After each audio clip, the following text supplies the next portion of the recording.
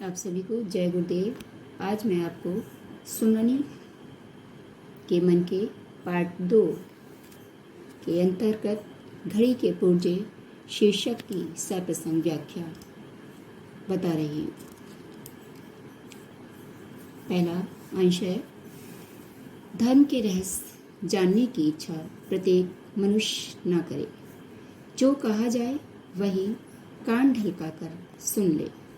इस सतयुगी मत के समर्थन में घड़ी का दृष्टांत बहुत तालियां पिटवा कर दिया जाता है। घड़ी समय बतलाती है। किसी की घड़ी देखना जानने वाले से समय पूछ लो और काम चला लो। यदि अधिक करो तो घड़ी देखना स्वयं सीख लो। किंतु तुम चाहते हो कि घड़ी का पीछा खोलकर देखें तो पुर्जे गिन लें, उन्हें खोलकर फिर जमा दें, साफ करके फिर लगा दें। यह तुमसे नहीं होगा, तुम उसके अधिकारी नहीं। गद्यांश का सप्रसंग इस प्रकार लिखेंगे। प्रस्तुत गद्यांश हमारी पाठ्यपुस्तक अंतराभाग 2 में संकलित पाठ सुमनी के मन के से उद्धृत है। इसके लेखक चंद्रधर शर्मा गुलेरी हैं। उन्होंने इस पाठ में मानव जीवन से संबंधित महत्वपूर्ण बातें बताई हैं। इन पंक्तियों में लेखक ने धर्म के ठेकेदारों द्वारा आम लोगों यानी समान लोगों पर लगाए गए प्रतिबंधों का उल्लेख किया है। व्याख्या इस प्रकार है। लेखक धर्मचारियों की मनमानी का वर्णन करता हुआ कहता है कि उन्होंने लोगों के बीच ये धारणा फैला रखी है कि धर्म के रहस्य जानने की इच्छा हर व्यक्ति को नहीं करनी चाहिए। उन्हें वही करना चाहिए जो उन्हें बताया गया है और उन्हीं बातों को ग्रहण करना चाहिए।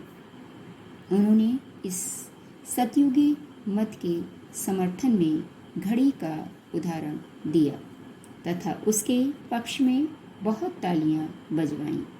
वे कहते हैं कि घड़ी समय बताने का कार्य करती है। आम मनुष्य को घड़ी देखना जानने वाले व्यक्ति से समय पूछकर काम चला लेना चाहिए।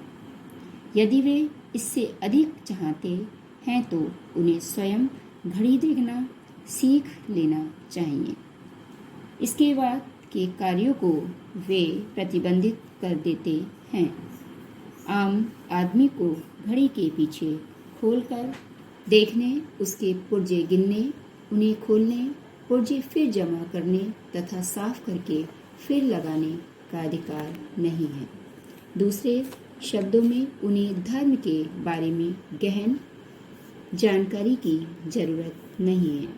उन्हें ये जानने का अधिकार भी नहीं है कि वे धर्म के रहस्यों को जान सकें। विशेष इस प्रकार लिखेंगे। नंबर 1, धर्मचारियों की श्रेष्ठता बनाए रखने तथा जन सामान्य को अधिकारहीन बनाए रखने की साजिश के तरीकों का वर्णन किया गया है। नंबर 2, खड़ी बोली में सशक्त भाव अभिव्यक्ति है। नंबर 3, भाषा प्रभामयी है।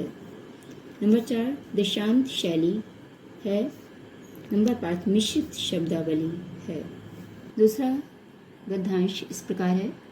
पुर्जे खोलकर फिर ठीक करना उतना कठिन काम नहीं है। लोग सीखते भी हैं और सिखाते भी हैं। अनाड़ी के हाथ में चाहे घड़ी मत दो, पर जो घड़ी साजी का इम्तिहान पास कर कर आया है उसे तो देखने दो। साथ ही ये भी समझा दो कि आपको स्वयं घड़ी देखना, साफ करना और सुधारना आता है कि नहीं। हमें तो धोखा होता है कि परदादा की घड़ी जेब में डाले फिरते हो, वह बंद हो गई है। तुम्हें ना चाबी देना आता है, ना पुर्जे सुधारना, तो भी दूसरों को हाथ नहीं लगाने देते इत्यादि। प्रसंग इस प्रकार लिखेंगे। प्रस्तुत गद्यांश हमारी पाठ्य पुस्तक अंतरा भाग 2 में संकलित पाठ सुमरनी के मन के से उद्धृत है। इसके लेखक चंद्रधर शर्मा गुलेरी हैं। ये अंश घड़ी के पुर्जे से लिया गया है, जिसमें घड़ी के दृष्टांत द्वारा समाज के ठेकेदारों पर व्यंग किया गया है। व्याख्या इस प्रकार लिखेंगे। धर्म के तथाकथित ठेकेदार जो यह कहते हैं कि धर्म के बारे में जानने का अधिकार सबको नहीं है, उन्हें लेखक घड़ी का उदाहरण देकर कहता है कि घड़ी में खराबी आ जाने पर हमें भी उसके पुर्जे खोलकर देखने का अधिकार है। घड़ी के पुर्जे देखना और कठिन काम भी नहीं है। घड़ी के पुर्जे देखना कोई कठिन काम भी नहीं है। लोग घड़ी की मरम्मत करना सीखते हैं और सिखाते हैं। वे भी ठीक है कि घड़ी किसी अकुशल के हाथ में मत दो, पर जो इस कला में निपुण है उसे तो देखने दो। अर्थात पढ़े लिखे लोगों को धर्म के बारे में जानने का, समझने का अवसर तो दो। साथ ही उसे घड़ी देखने, साफ करने और सुधारने के बारे में भी बना दो कि आप ये काम खुद भी कर सकते हैं।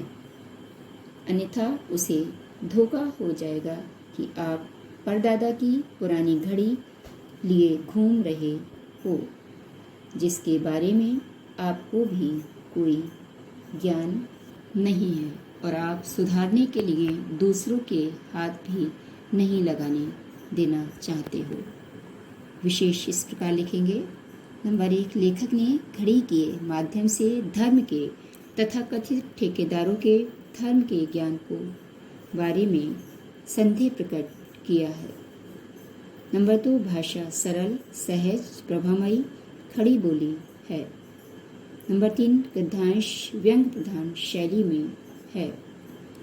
नंबर 4, भाषा में मिश्रित शब्दावली का प्रयोग है।